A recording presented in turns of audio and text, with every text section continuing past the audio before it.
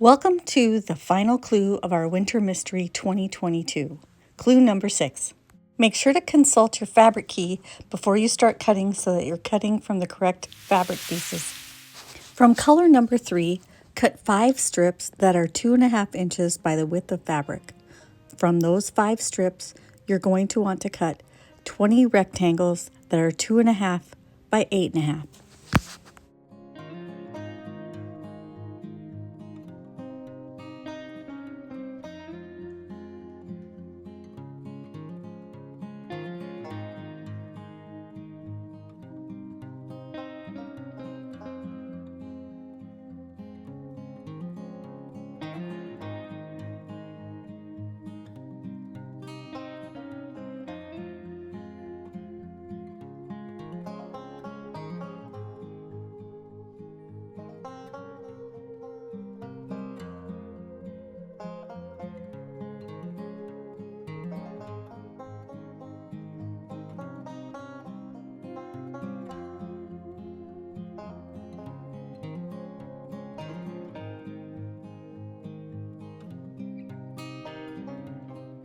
From color number 2, you need to cut 1 strip that is 2.5 inches by the width of fabric.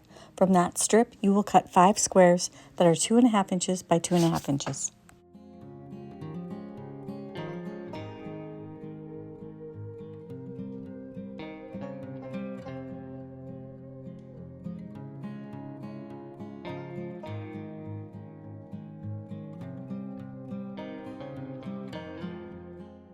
Now it's time to make the blocks. For the first block, you are going to combine the pieces that you just cut with clues number 2 and 4 to make the block. You can pause and take notes for this information, or you can screenshot it, or at the end of the video, we will have it playing a little bit longer so you get the whole page. Piece using 1/4 inch seam allowances. Each of these piles have 20 units in them. First, we're going to sew the 4 patches together. You want to make sure that when you put these together, the fabric that is dark is in the upper left and the lower right. Because of the way these are pressed, you should be able to nest them together. Occasionally, I would have to flip one around the other way, but they fit together very nicely. You will be sewing all of the units, so you will end up with 20 of these 4 patch units.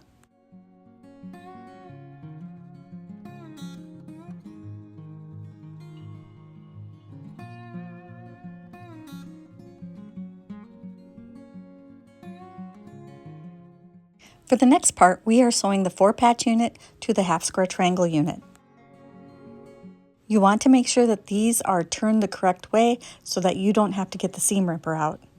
A little trick I use to help myself make sure I'm doing this all correctly is I make sure the first one is correct, and then I just make sure all the rest of them look exactly the same as the first one.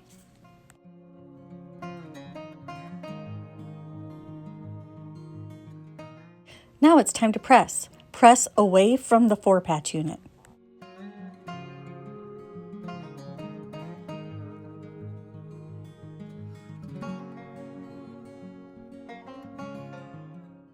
For the 4 patch units, you just need to press in one direction.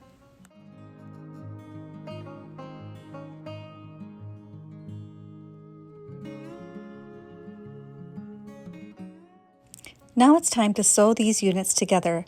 The seams on the back should nest together nicely, and I usually try to put my pieces so one's on the right side of my machine and one is on the left, so they're a little easier to grab and I don't get them mixed up.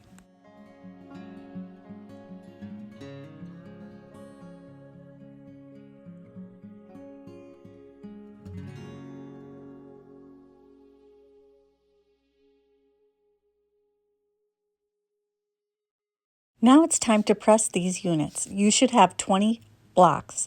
We are going to press towards the 4 patch units without the triangle unit.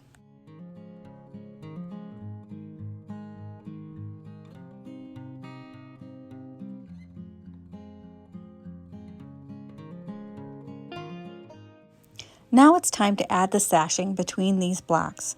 You want to make sure that the triangles are right next to each other and the sashing is in between. You're going to have 10 in each pile. You will take your 10 sashing strips and sew them to the side of the unit that has the triangle.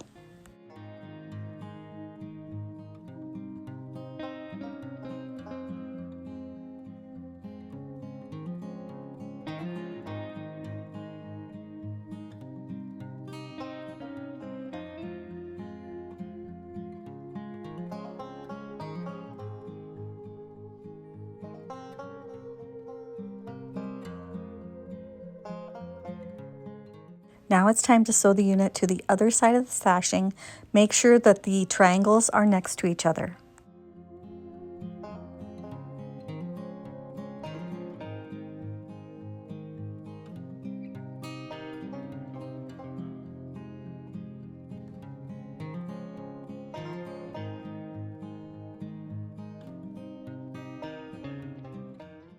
Before I head over to the ironing board, I'm going to sew the color 2 squares between the remaining pieces of the sashing.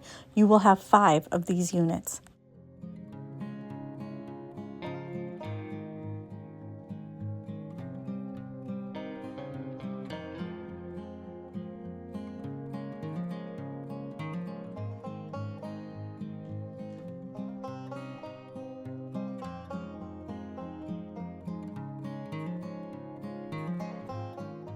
Now it's time to press. You are going to press toward the rectangles that are the sashing in this unit. I like to press from the back side when I'm pressing these units. It's a little easier to make sure I've got the seam going the correct direction. You can also add a little bit of Mary Ellen's Best Press spray if you like.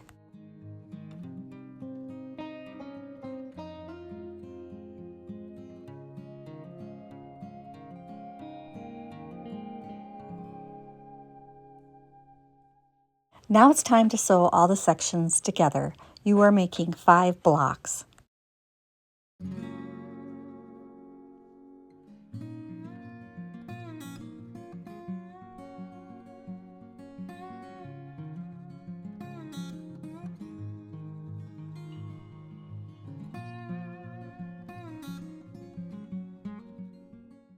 I like to always have the sashing piece on the top. It's a little easier to control.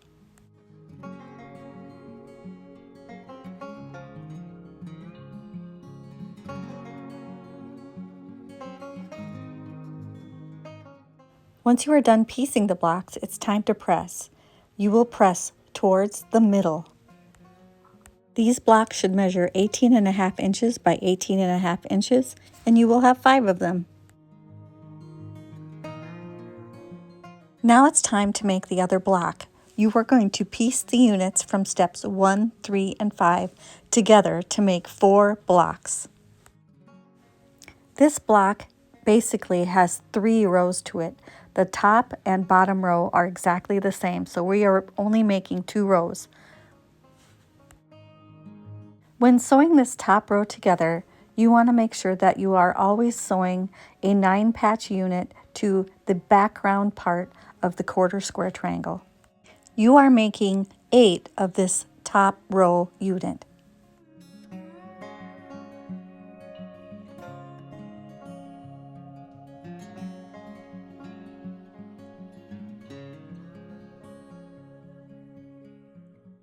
When sewing the middle row of this block, you want to make sure that you're always sewing the color 1 part of the quarter square triangle unit to the center unit.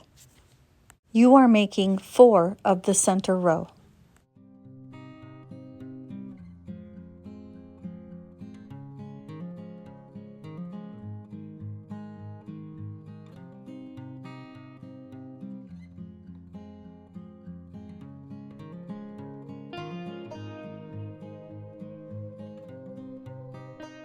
Now it's time to press the rows.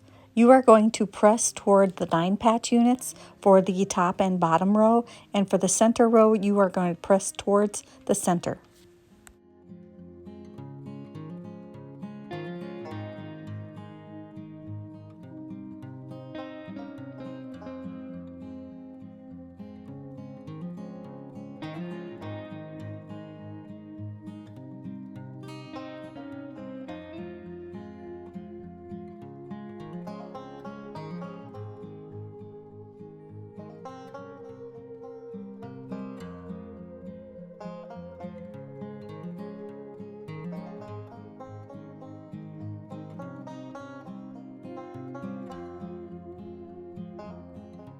Now it's time to sew the rows together. Those seams should match up nicely and nest together.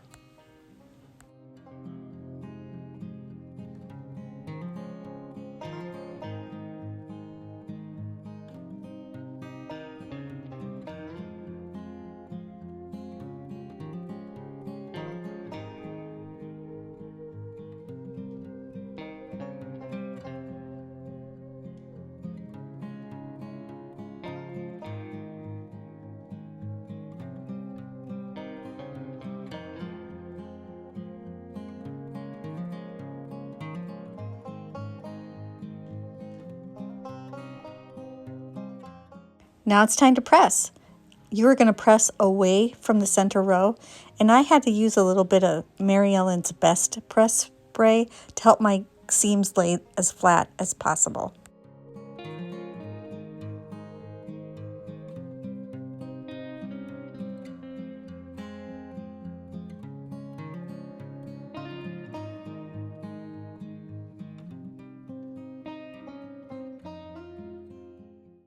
Once your blocks are done, they will measure 18.5 inches by 18.5 inches. Now it's time to sew the blocks together to make the quilt top. There are going to be 3 rows, and you need to arrange them according to the diagram. These are rather large blocks at 18.5 inches by 18.5 inches, so I did pin the blocks together to make the rows. I found it a little easier to control them, and I got better corners.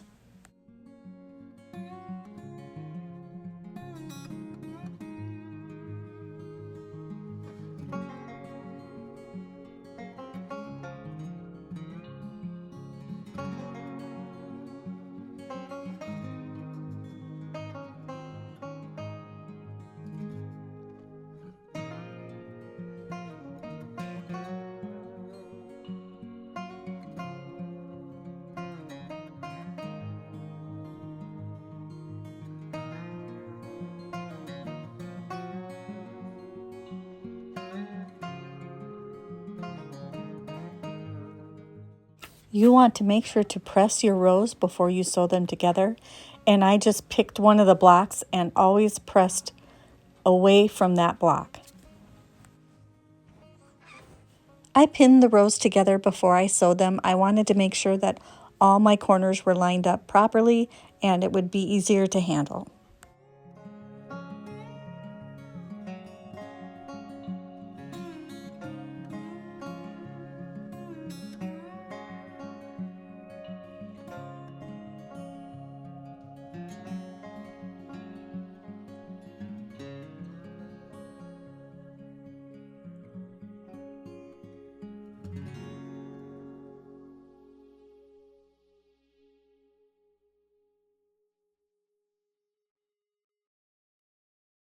Once all the rows are sewn together, you want to press it really well.